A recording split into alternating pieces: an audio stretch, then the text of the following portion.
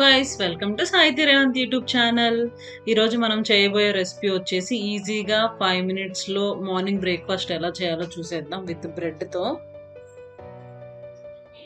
So ఇది న్యూట్రిలా అండి. పిల్లలు బాగా ఇష్టపడి తింటారు, స్వీట్నెస్ కదా. సో అందుకని న్యూట్రిలా 1 స్పూన్ న్యూట్రిలా తీసుకొని బాగా పైనంతా అప్లై చేసుకోవాలండి.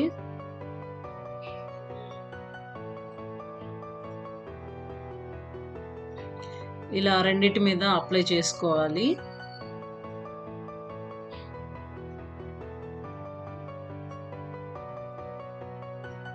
ఇలా అప్లై చేసుకున్న తర్వాత ఇది వచ్చేసి నేను డ్రై ఫ్రూట్స్ని ఇలా గ్రైండ్ చేసుకున్నానండి. పిస్తా, క్యాషు ఇలా మొత్తం అన్ని డ్రై ఫ్రూట్స్ మొత్తం ఇలా చేసుకున్నాను. దానిపైన లైట్గా ఇలా పైన చల్లుకోవాలి.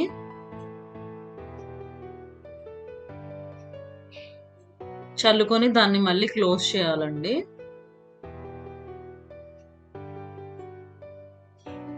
ఇలా క్లోజ్ చేసి పక్కన పెట్టుకొని ఇప్పుడు నెక్స్ట్ బ్రెడ్ రెడీ చేసుకుందామండి మనం. దీంట్లో వచ్చేసి పీనట్ బటర్ అండి. ఇది కూడా పిల్లలు బాగా ఇష్టంగా తింటారు కదా. పిల్లలు కానీ పెద్దలు కానీ ఎవరైనా బాగా ఇష్టంగా తింటారండి పీనట్ బటర్ కూడా. సో దాన్ని కూడా ఇలా బాగా అప్లై చేసుకోవాలి రెండిటికి.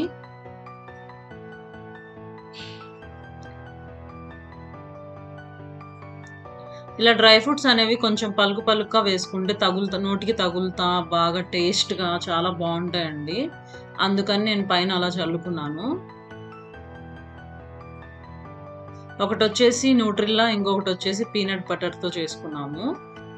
ఇప్పుడు నెక్స్ట్ వచ్చేసి ఎగ్తో చేసుకుందామండి. ఇది వచ్చేసి మైనమైజ్ అండి. వెజ్ బర్గర్స్లో ఇలా వేసుకుంటూ ఉంటాం కదా, అవి జస్ట్ టేస్ట్ కోసం. ఇది లేకపోతే మీరు స్కిప్ చేసేయచ్చు.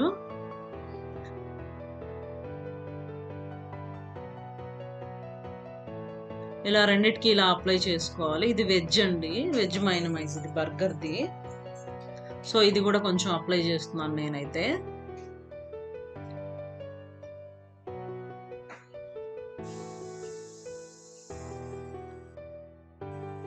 ఇలా రెండిటికి అప్లై చేసుకున్న తర్వాత ఎగ్ని ఇలా బాయిల్ చేసుకున్న దాన్ని ఇలా స్లైసెస్గా కట్ చేసుకున్నాను నేను. ఈ స్లైసెస్ని దాని మీద మొత్తం పెట్టేసుకోవాలి. చూసారు కదా, ఇలా స్లైసెస్ లాగా కట్ చేసుకొని మీ ఇష్టం ఏ స్లైసెస్ లాగైనా కట్ చేసుకోవచ్చు. నేనైతే రౌండ్గా కట్ చేశాను. అలా మొత్తం అప్లై చేసేసుకోవాలి. దాని తర్వాత సాల్ట్ కొంచెం చల్లుకోవాలి టేస్ట్ కోసం.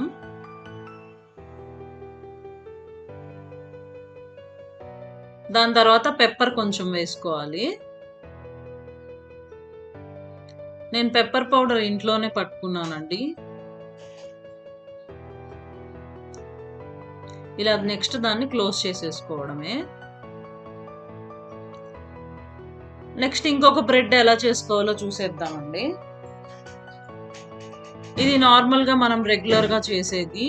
నెయ్యి కొంచెం పూసేసుకోవాలి. ఇలా నెయ్యి లేదా బటర్ ఏదైనా పర్లేదు. నేను ఇంట్లో చేసిన నెయ్యి అయితే అప్లై చేశాను. కొంచెం లైట్గా సాల్ట్, కొంచెం కారం వేసుకోవాలి.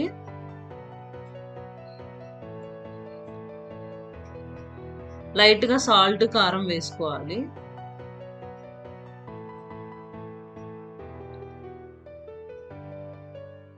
వేసుకొని ఇలా క్లోజ్ చేసేసుకోవాలి.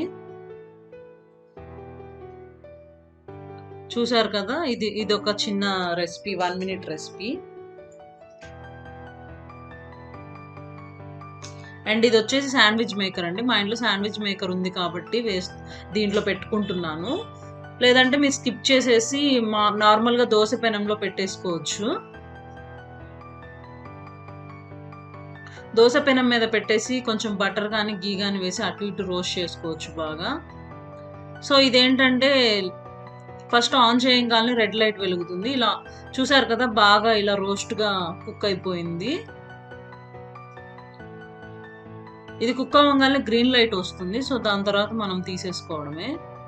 చూసారు కదా చాక్లెట్ది ఎంత బాగా వచ్చిందో.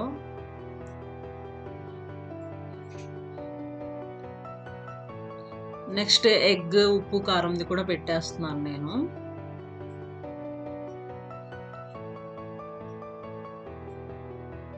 ఈజీగా అయిపోతుందండి శాండ్విచ్ మేకర్‌లో. అండ్ పాన్ మీద కూడా పెట్టుకొని ఇలానే రోస్ట్ చేసుకోవచ్చు. చాలా బావుంటుంది.